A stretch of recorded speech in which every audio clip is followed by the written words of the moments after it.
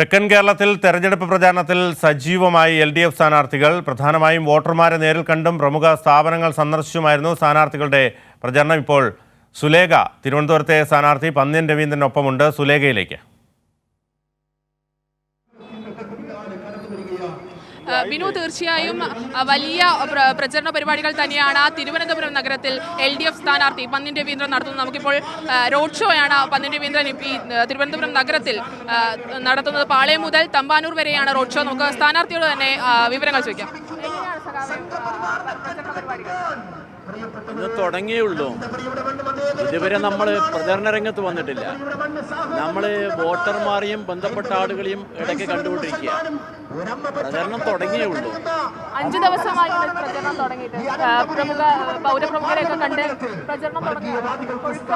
അതെ, അതൊക്കെ തെരഞ്ഞെടുപ്പ് പ്രചരണത്തിനൊരു ഭാഗം മാത്രമാണ്. പബ്ലിക്കായിട്ട് വരുന്നത് ഇന്നാണ്. ഇതൊരു തുടക്കമാണ്. ഇന്ന് നമ്മുടെ പാർട്ടി പ്രവർത്തകന്മാരും അനുയായികളുമൊക്കെ ഇവിടെ അവരൊന്ന് രംഗത്തൊന്ന് കാണിക്കുക. ഇനി നമുക്കുള്ള ദിവസങ്ങളിൽ തെരഞ്ഞെടുപ്പിൽ ഗംഭീരമായി നമുക്ക് പോകും. നമുക്ക് നാട്ടിൽ ഏറ്റവും അനുകൂലമായൊരു കാലാവസ്ഥയാണിത്.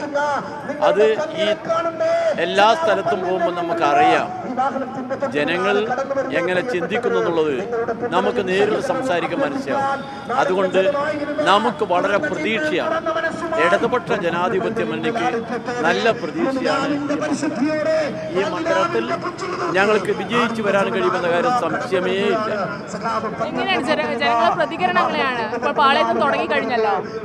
ജനങ്ങൾ ഈ മണ്ഡലത്തിന്റെ വികസനം എന്ന് പറയുന്നത് കഴിഞ്ഞ 15 വർഷമായിട്ട് അനുഭവിക്കുക. അപ്പോൾ ഒരു വികസനം ആഗ്രഹിക്കുന്ന ആളുകൾക്ക് ഒരു സന്ദർഭം ഇനി വേണം. നേരത്തെ 3 വർഷവും കട്ടിച്ച് 4 മാസവും ഇവിടെ MP ആയിരുന്ന ആളാണ് ഞാൻ. ആ കാലം കൊണ്ട് ഞാൻ ചെയ്തു. അതിനുശേഷം നടന്ന നമ്മുടെ നാടും ജനങ്ങൾ ശ്രദ്ധിക്കുന്നുണ്ട്.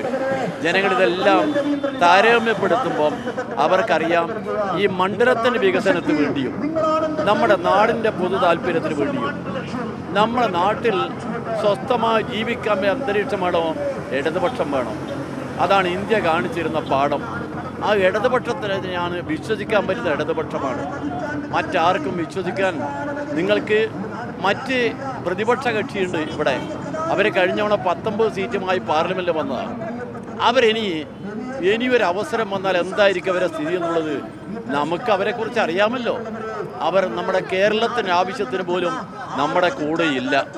കേരളത്തിൻ്റെ അവകാശത്തിന് വേണ്ടി പോരാടാനും 19 MP-മാർ ആരും അവിടെയില്ല.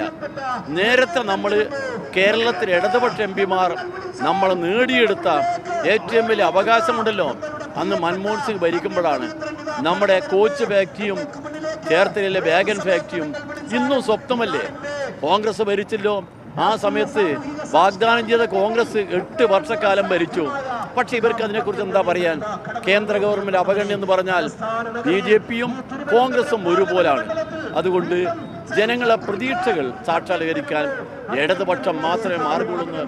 എല്ലാവർക്കും ബോധ്യമുണ്ട്, പൂർണ്ണ ബോധ്യമുണ്ട്. ആ ബോധ്യമാണ് ഈ തെരഞ്ഞെടുപ്പിൽ വരാൻ വേണ്ടി പോകുന്നത്. അത് മറക്കരുത്. ഈ തെരഞ്ഞെടുപ്പിൽ ഇടതുപക്ഷ ജനാധിപത്യ മുന്നണി നല്ല ഭൂരിപക്ഷത്തോടെ ജയിച്ചു വരും.